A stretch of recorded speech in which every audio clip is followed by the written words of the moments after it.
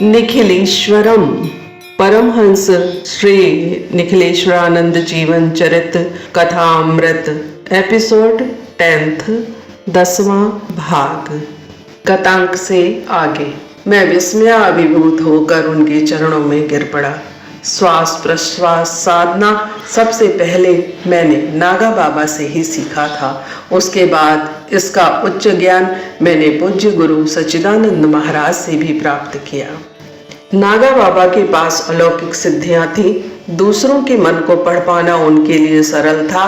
एक दिन जब मैं और नागा बाबा सायंकालीन गंगा तट पर भ्रमण करने गए तो वो बोले, एक कागज पर कुछ लिखकर अपने जेब में रख लो। मैंने कागज पर लिखा, क्या मुझे इस जन्म में सच्चे गुरु मिल सकेंगे? उनकी आज्ञा से मैंने उस कागज को एक छोटी गोली बनाकर अपने जेब में डाल लिया। उन्होंने बता दिया कि मैंने पन्ने पर क्या लिखा है। मैंने कहा, त्रिकाल साधना मंत्र से यह संभव है, इसे मैं पहले सीख चुका हूँ। तो वो बोले, इस बार फिर कुछ लिखो। मैंने दूसरे कागज पर लिखा, मुझे गुरु कब मिलेंगे और उनका नाम क्या होगा। इस कागज को मोड़ तोड़ कर गोली बना दिया। उन्होंने कहा, इस कागज की गोली को दूर गंगा में फेंक दो। मैंने वह कागज की गोली काफी दूर गंगा में फेंक दी। उन्होंने 1 मिनट बाद ही गंगा के जल में हाथ डालकर मेरा कागज मुझे सौंप दिया। आश्चर्य यह था कि वह मेरा ही कागज था, उस पर मेरी ही लिखावट थी और मेरे लिखे हुए प्रश्न के नीचे ही उत्तर लिखा हुआ था, 3 महीने बाद ही सच्चिदानंद के रूप में। आश्चर्य तो यह था कि वह कागज सीधा सपाट था और कहीं से भी किंचित भी गीला नहीं था, भीगा हुआ नहीं था, जबकि बाबा जी ने मेरे सामने गंगा के जल से इसे बाहर निकाला था। एक दिन प्रातः मैं गंगा स्नान कर लौट रहा था कि मार्ग में एक पहाड़ी काले सांप ने मुझे डस लिया। थोड़ा थोड़ा अंधेरा होने के कारण मैं देख नहीं सका, पर काटते ही मेरे मुंह से आह निकल गई। सांप सरसराता हुआ एक तरफ भाग गया। वह स्थान जहां सांप ने डसा था भयंकर रूप से जलने लगा। मैं भागा और बाबा जी के सामने आकर सांप कहकर संज्ञा शून्य सा हो गया। उन्होंने अपने दाएं हाथ का अंगूठा मेरे मुंह में दे दिया, जिसे मैं चूसता रहा। 15-20 मिनट बाद ही मैं स्वस्थ हो गया और विष का प्रभाव पूर्ण रूप से जाता रहा। बाबा जी सहज शून्य थे। एक आसन पर एक ही मुद्रा में वे घंटों बैठे रहते। एक दिन मैंने उत्सुकतावश पूछा, बाबा आप किसके ध्यान में लीन रहते हैं और बहुत आनंद में रहते हैं? यह कौन सा आनंद है? बाबा बोले, ब्रह्मानंद। मैंने पूछा, क्या मैं इस ब्रह्मानंद का रस पान कर सकता हूँ? बाबा ने अचानक तेजी से मेरी छाती में एक लात मार दी। ऐसा लगा जैसे मैं ऊर्ध्वलोक में उड़ा जा रहा हूँ, चिंताओं से परे, एक अनिर्वचनीय लोक में, जहाँ सर्वत्र शांति थी, स्निग्धता थी, पवित्रता थी। कुछ मिनट बाद मेरी आंख खुली। बाबा बोले, कुछ देखा? हाँ बाबा, कुछ अनुभव किया जिसका वर्णन नहीं कर पा रहा हूँ।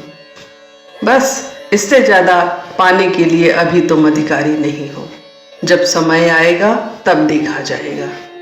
मैं मन मार कर चुप रह गया। बाबा के पास लगभग मैं 3 महीने रहा। एक दिन मन में बहुत बेचैनी बढ़ गई। ऐसा लग रहा था जैसे संडासी से पकड़कर कोई प्राणों को खींच रहा हो। मैंने अपनी व्यथा बाबा जी को बताई। बाबा जी गंभीर हो गए। बोले, तुम्हें गुरु बुला रहे हैं, अभी यहाँ से चले जाओ। पर किधर? किस दिशा की ओर? बाबा हंसने लगे। पानी अपने आप उधर बढ़ जाता है जिधर उसका लक्ष्य होता है। गंगोत्री की तरफ आगे बढ़ जाओ। और मुझे अपने पास से उठा दिया। मैं आज्ञा स्वीकार कर उठ खड़ा हुआ। वे 2 ही वस्त्र और जलपात्र थैली में डाले और अश्रुपूरित नेत्रों से उठ खड़ा हुआ। बाबा की भी आंखें नम हो आईं। गंगा तट तक पहुंचाने आए। उस समय दोपहर के 2:30 बज रहे थे। बोले, जाओ, शीघ्र ही मैं तुमसे एक बार फिर मिलूंगा। मैंने बाबा जी के चरणों की धूली सिर पर लगाई और गंगा के किनारे अनजाने पथ पर भरे हृदय अश्रुपूरित नेत्रों से आगे बढ़ने लगा। बाबा सब एक पुनः शिवालय की ओर लौट गए। बाबा से बिछुड़ने के बाद मैंने कई दिनों तक यात्रा की। मार्ग में किसी गांव में ठहर जाता, बहुत सारे लोगों से मिलना हुआ, थोड़े बहुत अनुभव भी हुए, लेकिन वो इतना महत्वपूर्ण नहीं है। थोड़ा और आगे बढ़ा तो मेरा संपर्क माँ भैरवी से हुआ। माँ भैरवी बाल विधवा थी। मैंने उनका दर्शन किया तब उनकी आयु 70 वर्ष के लगभग रही होगी। गांव में एक काली का मंदिर था और उसी मंदिर में वे रहती थी। माँ काली की वे भक्त थी और उस क्षेत्र में माँ भैरवी के नाम से प्रसिद्ध थी। मैं गांव में एक ब्राह्मण परिवार के यहाँ ठहर गया तथा प्रातः सायं नित्य माँ भैरवी के सत्संग में जाने लगा और वे जो भी उपदेश देती उसे ग्रहण करता। उनका विवाह 11 वर्ष की अवस्था में ही हो गया था और विवाह के कुछ दिनों बाद ही उनको वैधव्य दुख भोगना पड़ा था। इसके कारण उनके चित्त में वैराग्य हो गया। वे बंगाल शरीरी थीं। उन्होंने अपने गुरु से तंत्र शास्त्र में बहुत ज्ञान प्राप्त किया था और इसी कारण बहुत दूर दूर से लोग उनके पास आते थे।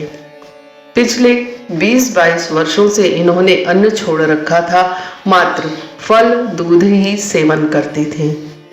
एक दिन सत्संग के बीच में बोलते बोलते रुककर मुझसे बोली, तुमने अभी गुरु नहीं बनाया, ऐसा लग रहा है। मैंने स्वीकार किया और कहा, मैं योग्य गुरु की खोज में हूँ, चाहता हूँ शीघ्र ही यह कार्य संपन्न हो जाए। वे हंसी, बोली, गुरु की खोजने में देर क्या अबेर क्या। मैं उस समय तो चुप रह गया। सचमुच गुरु खोजने में देर क्या अबेर क्या, मानसिक घुमड़न में फंस गया। सत्संग समाप्त हुआ, सब उठकर जाने लगे। मुझे माँ भैरवी ने उंगली के इशारे से रुकने को कहा।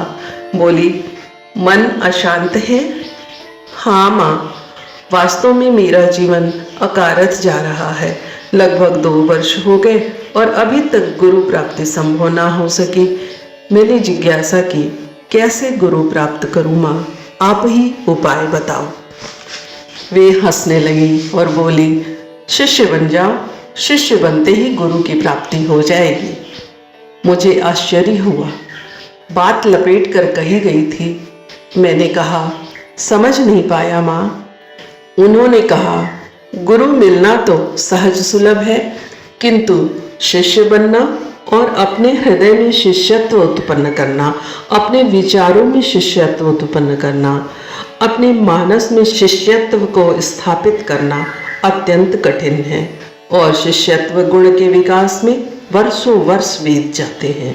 जिस क्षण तुम्हारे अंदर शिष्यत्व के पूर्ण गुण विकसित होंगे, गुरु उसी क्षण प्राप्त हो जाएंगे। मैंने जिज्ञासा की, शिष्यत्व के गुण क्या होते हैं माँ? वे बोली, शिष्यत्व का एक ही पहला और अंतिम गुण है सर्वात्म भावेन, गुरु में लीन हो जाना। गुरु में लीन होने पर स्वयं के विचार, स्वयं की भावनाएं, स्वयं का काम, क्रोध, मोह सब तिरोहित हो जाता है। गुरु की आज्ञा ही सर्वोपरि हो जाती है। उसमें ना तो विचार होता है, ना ही तर्क। मेरा अबोध मन संतुष्ट ना हो सका। मैंने पूछा, अगर गुरु कुएं में गिरने को कहे तो? गुरु ऐसा कहेंगे ही क्यों? अगर कह दिया तो फिर आगा पीछा कैसा? विचार तर्क क्यों? गुरु आज्ञा पालन में देरी क्यों? गुरु आज्ञा पालन का तात्पर्य ही यह है कि शिष्य का एकमात्र लक्ष्य गुरु आज्ञा पालन ही होना चाहिए। गुरु की आज्ञा पालन कोई साधारण क्रिया नहीं होती है, साधारण बात नहीं होती है।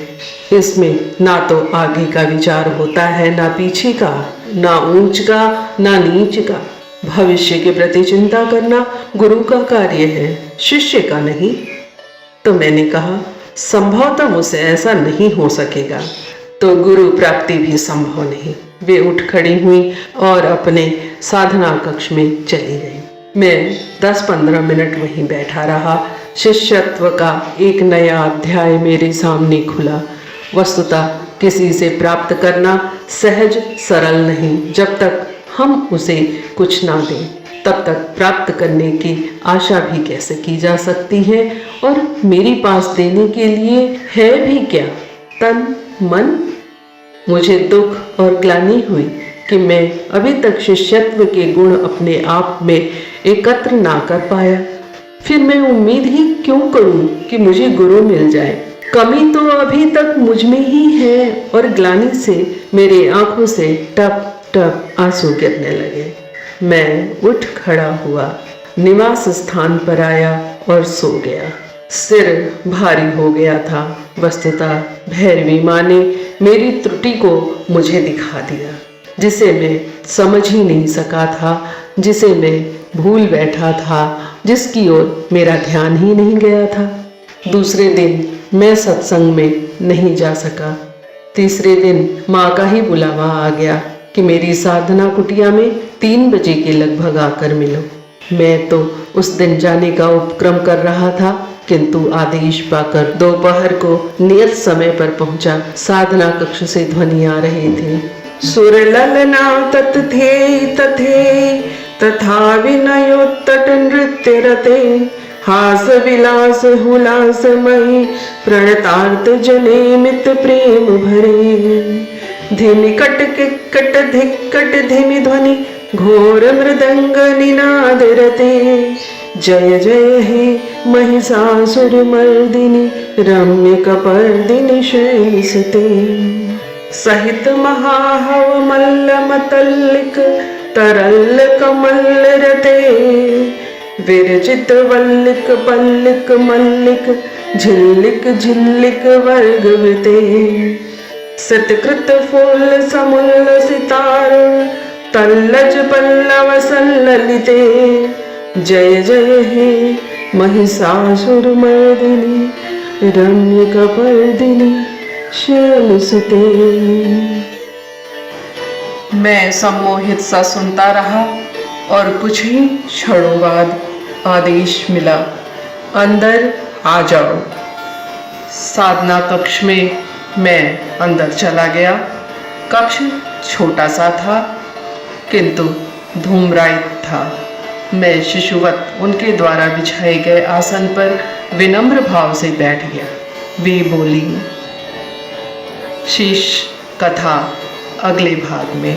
या देवी सर्वभूतेषु मातृरूपेण संस्थिता, नमस्तस्यै नमस्तस्यै नमस्तस्यै नमो नमः।